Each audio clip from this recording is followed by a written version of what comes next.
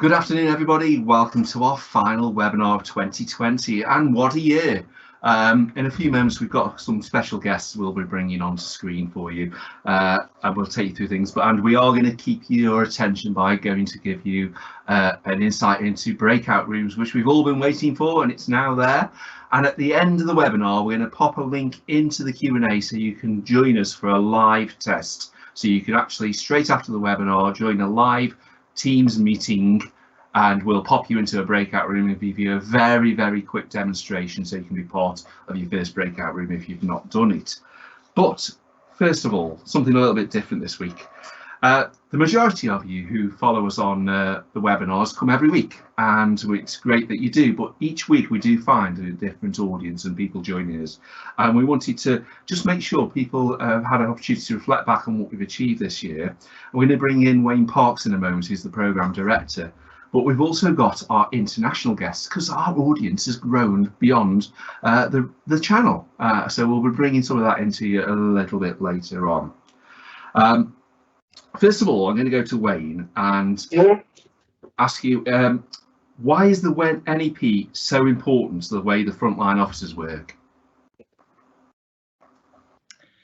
Thanks, David. Yeah, welcome everybody. Great to join you today. It's been quite a year in many ways, but so why is NEP important to the front line? I think in my nearly 30 years of police reviews with the front line, hear the phrase consistently to say, I want tech that's as good as the tech I've got at home. And I think, through NEP, we've started to achieve that. The feedback I get from lots of people is, this is brilliant, it's easy to use. I'm seeing new functionality, new capability being launched and getting it the next day, which is unheard of in policing. So I think that's positive, meeting the expectations of the front line, but also, that kind of morale bit in terms of, I'm getting tech now that it's really good. It is as good as at home, at last, which is really good. So, but also about the support to operational activity, easy access to information, and also in a very difficult year because of COVID, supporting the wellbeing part. So, still being able to do virtual face-to-face, but seeing people I think has been really important, and teams have used it quite a lot, through the Teams functionality.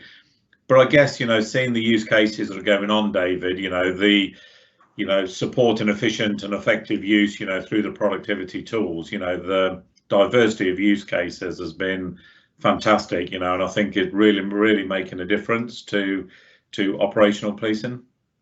And what do you think is the biggest achievement's been this year?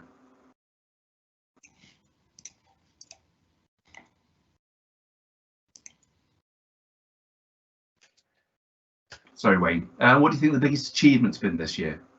Yeah, I think in terms of biggest achievement, obviously as we started this year, we didn't know what was coming really in terms of the impact of the pandemic. So I think the support and the acceleration we've been able to do about getting 365 out there, and how it's been adopted, we've probably done 3 years worth of business change in a year. We've come an awful long way very, very quickly, which is great. And as I said on the previous one, how much is being used now, and we talk a lot about the front line, the operational part, but the back office being able to work from home, continue to be effective, in terms of business support to the front line is really, really important.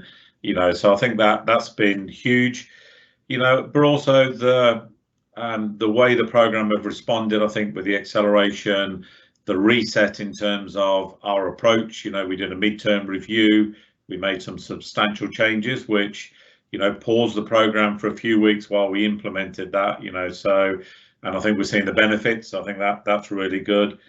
And I guess, David, one of the big things for me is that we look at the landscape review that Chaucer do on behalf of policing, so it's independent, so which takes the community view, whether it be CIOs, program managers, business change leads, that continues to be green right across the board for NEP. So that is probably one of the most important things for me, that the forces are valuing what we're doing, they understand what we're doing, you know, that's at the end of the day why we're here, to make this journey as easy as possible and exploit this technology. And I guess ultimately, you know, reaching full rollout stage now with 16 forces, you know, is a major achievement. So there's an awful lot happened this year, David. Thank you. And there's already a comment in saying that how can Wayne have been in policing for nearly 30 years? He looks far too young. So we move on to the next question, and before we go over to Nick about the breakout rooms. But so what's made the difference for the NEP to stand out against these programs and the impact it's had with the front line? Yeah, thank you for those kind comments. I'm not sure it's meant in that way, but yeah, I have nearly 30 years I've done in policing now. But I guess that is probably some of the elements that make this successful and stand out from other programs. You know, we use the mantra a lot, you know, done by policing, for policing. So throughout the team, there's an awful lot of experience and knowledge. You know, we've been involved in policing in lots of different areas, you know, from operational side to business support, through comms, through lots of different areas, you know. And I think that's what makes it really work well, because we've been there, you know, we've been in the position of being in local forces, working across collaborations. So we understand the scale of the problem, you know, which hopefully helps us, you know, convert this, our program, you know, in meaningful chunks, you know, with the appreciation of how difficult it is to land some of this. So, you know, I think that's important. I think one of the other big things is that, you know, we've continued to listen, we've continued to evolve, we've not kept going in the same way. There's bits that have worked well, bits that haven't worked for a while, so we've reflected on that. We've moved forward, you know, and that will continue, you know, that will continue as we move forward. And I guess, you know, that sort of looking forward, what's next? We're in the SR period now, so what does April onwards look like? We've got a bid in to extend the programme to make sure we finish off across all forces. We're also supporting some non-home office forces. It's the way the budget's constructed. But, you know, not only do we get full rollout, but we provide the support for exploitation and make a sound transition into the police ICT company, which will hopefully evolve into the police and digital service. So we should find that out tomorrow, David, in terms of the SR announcements that are coming out tomorrow. Hopefully they'll have enough in detail to understand where we are, so that as we go into the new year, we can be really clear about what the forward look is and, you know, where we're going next. You know, but just really, really grateful for, you know, the support right across forces. You know, this is not easy stuff to achieve, but I think, you know, collectively we've come an awful long way in 12 months. That's fantastic, Wayne, and thanks for joining us this afternoon. I'm going to go over to Nick, who's only really been with us for a few weeks now. Nick joins us from Microsoft. That's her area of business she works for, and you're our new customer success manager. So Nick, what's different about Microsoft compared to the other technologies policing is using? Yeah, absolutely. Thank you, David. I just wanted to take the opportunity. I've actually been here 12 weeks. Can you believe that? It's actually nearly 3 months. It doesn't feel like it. I mean, this transformation program is just absolutely phenomenal. It really is. I've never seen anything like it, and the passion that you guys have got, you know, across all the forces, it's just phenomenal. And the sort of the passion for the transformation, and also just the, you know, bringing me into the team and allowing me to sort of, you know, help out as much as I can. So, you know, when we talk about the difference between Microsoft 365 and the technologies that the police have been using previously, and to some degree in some forces are using today. The biggest difference is there's two major differences. One of the major differences is around that on-premise solution that you're used to, and that's stuff that you've got in your own data centers, and you're moved to the cloud. And the advantage of actually having these cloud services, besides from having these applications anytime, any place, anywhere on these mobile devices, desktop, working from home type of scenarios, you've also got the functionality of having an evergreen environment. And what that means in an evergreen environment, as we're going to be talking about in a bit later, about you having that new technology landing immediately. It's not those days where you have to rely on IT having to fix issues as well as deploy and test software, and also having to come up with these budgets all the time to get off of those old platforms. It's very difficult to do that. And the nice thing about Office 365 and that evergreen environment is that you get the new technology as is deployed by Microsoft. That's fantastic. Now, speaking of the new technology, can you give us a very quick overview of breakout rooms? And what we're saying, we're going to do at the end of the meeting is pop a link in so you can come and test it for yourselves. But then we'll come over to Belgian Police to tell us about what they're doing around this space. Yes, absolutely. So, Lorraine, could you share my screen a second, just so we can see some screenshots? So, unfortunately, I can't give you a live demo actually on this live event because I actually do need to have the full version of Teams to be able to see breakout rooms. So I can't get to using the browser version of Teams to see breakout rooms. So yeah, hopefully you can see my screen. What you see, the first icon here is what you'll see when you create a new meeting within Teams using that full application that sits on your laptop. You'll find when you start the meeting, you receive this new little icon. That's your breakout rooms icon. Okay, and when you're running this meeting, if you click on that icon, there's a few things that you can do. First of all, you can decide how many meeting rooms you wanted to run, and you can run up to 50 meeting rooms. It's quite difficult, I can imagine, to run that many, but you can run potentially 50. You have the ability here also to allow Teams to allocate those users to those meeting rooms, and it would just divide up randomly those number of people in that meeting and those number of meeting rooms that you've decided. Or you can decide manually. If you decide manually, and this is the example I've showed you in a second, you can decide who goes in which meeting room. So you decide the room, decide which facility and how to assign those participants, and then you click on create room. And then from the create room here, what you can do is click on these little 3 dots, the little ellipses, and then you can decide to rename your rooms. That's really a good idea, especially if you've got quite a lot of multiple rooms. Having room 1, room 2 can be a little bit tricky sometimes. So give them some nice logical names for your meeting rooms. And the next thing you can do is you use this little arrow that points right, and you can assign the participants. So by clicking on this little arrow, it actually opens up the participants list, the people that have actually currently attending your meeting. They've joined that meeting. So you can see here, these 2 people, well, 3 people here have attended this meeting. And what we've done here is I've ticked Nesta and Alex to join a meeting room. And so I nominate them here, and I click on assign, and I choose the meeting room that I want them to break out into. And then what we can do here, again, that little right arrow, looking at that breakout room, if I click on it, it then just confirms to me who's been allocated to those meeting rooms. Bit of a sense check for that meeting organizer to make sure that they know that who's in these meeting rooms. And then what you do is click on start rooms. Now, from an experience of that end user, they will get a notification pop up to say they're going to be moving very shortly into that meeting room, into that breakout room. And then what you can do is that meeting organizer, you have still within that breakout room button, within that Teams toolbar, is that you have the facility of jumping in between those meeting rooms. So it's really good to facilitate them. You can just jump in and making sure those users are okay and that breakout session is working well. Or maybe you might want to go in just to give them a bit of a warning that is, 5 more minutes left in that session. And also what you can do, and again within the breakout room toolbar, you've got the little 3 dots again, and you can make an announcement. So rather than actually popping into the rooms as that facilitator, especially if you've got a lot of rooms that you're managing, you could make an announcement, and the announcement just pops up within that chat functionality within that Teams meeting. It just tells them that it's an important message from that meeting person.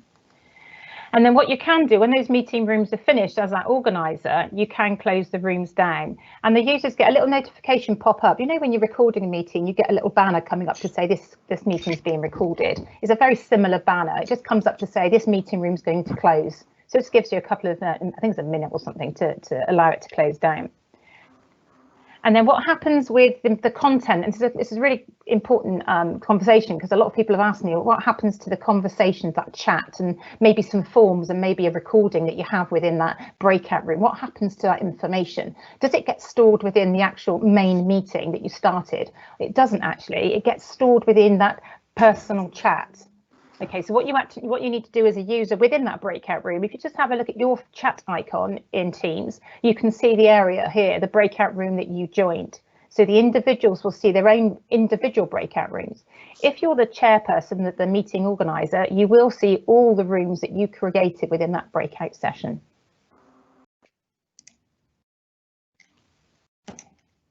Back to you, David. Thanks very much, Nick. That's brilliant. So it is a fantastic tool, and there are more improvements due soon. At the moment, there are some limitations into how many people can organise, as in 1. So there's a lot of pressure on the organizer, but we'll go through a very quick demonstration, as I say, in a few minutes. And I think it's one of the tools that's going to really revolutionise the way we use it, particularly in the R&D teams, but also you can imagine many other areas when you're trying to do workshops and development and move things forward. Now, thanks. It's really quite a surprise when we saw that we'd got some audience beyond the UK policing. Our audience has grown and grown and grown over the summer to the amount of people following our webinars and following the NEP, and that's been deliberate. We wanted that to happen, but we were quite surprised when we found we got a bit of a reach beyond the UK. And I'd like to introduce you to Gunther and Tim from the Belgian police, and they're going to take you through some of the elements of what they've been doing around this space and explain how they became our fans of the NEP. Hello everybody, it's a great honor to be here. Let me introduce myself. My name is Gunther van de Wielen. I work at the local police force of Schoten, a community to the east of Antwerp. If you don't know where that is, we're about 30 miles to the north of Brussels. And the name Brussels might ring a bell, and if not, Brussels is to the east of our common holy ground, Flanders Fields. I'm a process manager, which means that I have to streamline work processes in our police force. I'm a strong believer of Microsoft 365 and therefore the NEP.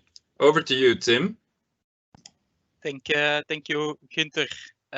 So my name is Tim de Vos. My career started in 2010 as an inspector in the local police force of Schoten. In 2014, I became a detective and I did a lot of cybercrime research, and I also made some courses in the police school. And since 2018, I'm a commissioner and now responsible for all operations. This means I coordinate the emergency services, traffic police, detective department, and also the community police. Gunther. Well, okay, I'll be talking about the introduction of Microsoft 365 in Belgium and how we came to know and love the NEP.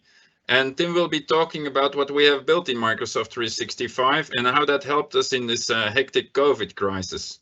So let's start off with some history. In a nutshell, the introduction of Microsoft 365 in Belgian police is a grassroots scenario. In 2018, 52,000 Office 365 licenses were handed out. And from the National Police, we got workshops on which products were in Office 365. But the vision was and is that there are no tools to be developed nationwide in Microsoft 365. So at first, we didn't understand what we were given. In 2018, we thought, oh, well, just another Microsoft Office edition with some new sparkles on top of Word, Excel, and PowerPoint. And it was really in the first quarter of 2019, we had a deeper look and we suddenly realized that it was more than sparkles. It was a game changer, and we had an epiphany. But I have a background in software development, but also in psychology. I have a master in psychology, and coming from there, I know if you have an epiphany and in your direct surroundings, nobody else is seeing that epiphany, you know, you're seeing things that nobody else is seeing, and that should raise some concerns. So we turned to the internet and started Googling Office 365 police, and we got hits. Not from the US, not from France, not from Germany, not from Scandinavia, but from the UK. And we found a 2018 Civica interview called UK Authority Live, Making Digital Policing a Reality, and the MPCC's vision of 2025. And that really gave us confidence. We thought, well, if distinguished police professionals in UK like Simon Parr, Richard Thwaite and Jules Donald are seeing the same epiphany, and they're saying what we're thinking in the back of our minds, you know, we can't be that wrong. And from there, two things happened. We started developing in Microsoft 365, and we started following the NEP through the NEP website, LinkedIn and YouTube. And we began posting about the NEP in Belgian police Yammer groups, where there was a great resonance of what we were seeing in the UK. And just to prove this point, one example, last, a Power Appathon was published on the NEP's website with a screenshot of a police Power App. That made its way to Belgian police Yammer groups, and on the first day, the 26th of November, which I attended, from the 55 participants, there were 33 participants from the Belgian police. So in hindsight, we can only be thankful for the confidence the NEP publications gave us, because the tools we developed in Microsoft 365 in 2019 really helped us in the COVID crisis. I will let my manager Tim tell you about what we have developed and how it helped us in this COVID crisis. Over to you, Tim. Thank you, Gunther. So the first app I want to show you is a SharePoint-driven Power App to dispatch non-urgent supervisory assignments. It's called SBOS, in Dutch, Slim Blauw op straat, and literally translated in English, it's smart blue on the street. In the beginning of the COVID crisis, the regulation of the COVID rules in Belgium changed weekly, and always overnight. So the first week we had to focus on hotspots where people get together, like in parks, and the second week we had to focus on the closing of the shops.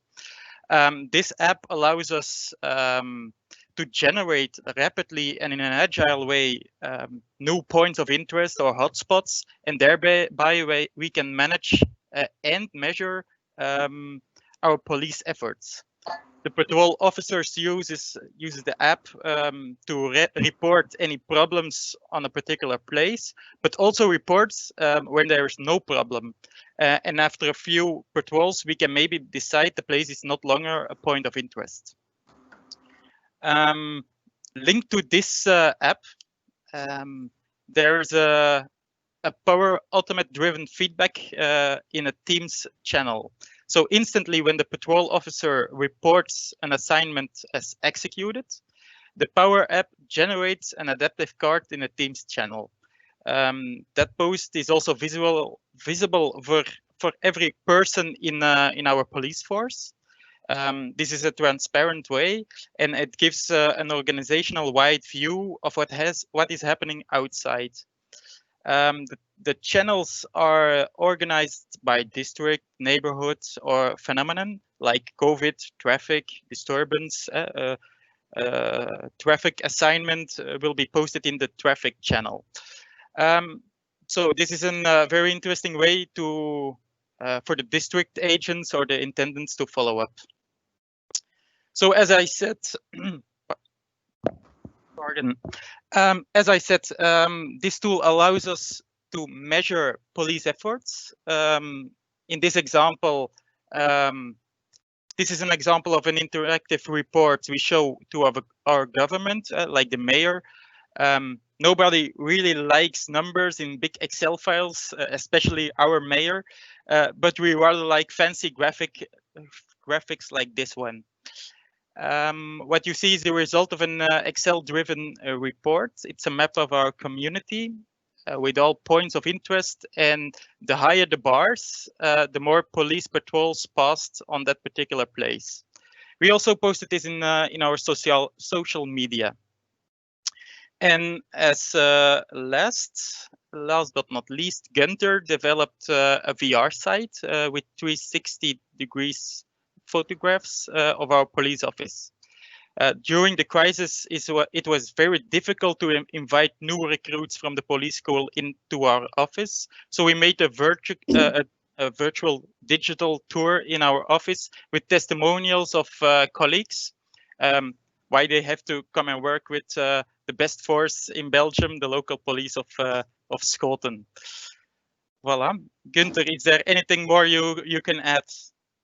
No, just, we just want to say thank you again for that 2018 Civica interview, and we hope to hear a lot more of all those NEP initiatives in the UK. And if you ever want to visit us, you can do that virtually. If you put out your email address to the people of the NEP and they can pass it through, then we will send you a link with our VR site. And, it's a bit stronger than ourselves. If ever there are some NEP goodies like T-shirts or neck chains, please let us know. So that's all for us. Thank you, Gunther. And I actually have some goodies on the way to us at the moment. So some nice branded gear. And at the moment, I've got a batch of fidget spinners left over, but we'll be sending some more stuff out and we'll be in touch. For anybody who does want to be connected with our colleagues in Belgium, if you email the nepinfo@transformation.police.uk, that's the inbox that you can use to do that. I thought that was really fantastic, and the reason we wanted to bring that to the UK audience was to inspire our local forces to think about how they can do this from the grassroots and come up with these innovative solutions. And as you will have saw last week when we did the Kent and Essex for Ease Power app, the idea is that then we can share that with other forces, and because of the way that the NEP is built on the 43 different forces, you can then deploy these solutions locally at minimum effort, and the enabling centre is being developed to allow that to happen. I want to say a big thank you to Wayne, Nick and our guests, Gunther and Tim, and a big thank you to the forces who've been supporting the programme over the last 12 months. We've come a tremendous way, and the feedback from frontline officers, programme leads, is helping us to move things forward even further. We actually have our monthly board tomorrow, and as you probably know, we send out our digital newsletter just after that. There's some fantastic content that's come from the front line to explain what's going on. So we'll be sending that out on the mail shot and on our socials from tomorrow afternoon, and we do encourage you to look at that. There will be some updates going out on our socials over Christmas throughout the period. The Enabling Centre use is continuing to grow, and we want to encourage more people to do that as we move forward. I don't know if Wayne or Gunther want to come in at the end, or Tim, with anything else before we close. Wayne does, so let's pop Wayne up onto the screen. You have to unmute Wayne. Yeah, thanks, David. Just to reiterate that point, firstly to wish everybody a Merry Christmas, and I hope you get some time off and a chance to spend some time with family and friends over Christmas. It's not going to be normal for any of us, but really just thank everybody for their engagement with us as a programme. Their challenge, their comments, their feedback at times. But working with us, I think we've achieved an awful lot for UK policing. I think we've come a long way, as I said, in a short period of time, and I think we're in a really strong position now to build from this in the future. We've delivered a platform now for policing. I think there's an awful lot more to do. So, we can work better as a collective. We as a UK policing as an entity, and it's more than the 43 Home Office forces. Probably we haven't been better than the sum of our parts, and I think NEP is one of those foundation pieces where we can work more collaboratively, more collectively, for the benefit of the public we can serve. So thanks to everybody. As I said, have a great Christmas, and heads down in the new year. We'll deliver more. So thanks, David. Thanks, Wayne. So it leaves me to close. There will be a new series of webinars in the new year. We'll be publishing the details on them on the Enabling Centre, on the website, and through our mail outs, of course. And do remember to please keep in touch. And thanks very much. If you're joining us for our quick test demo, give us a minute or so, and we'll open that meeting up and give you literally 5-10 minutes to have a little play in Microsoft Teams breakout rooms. Thanks very much.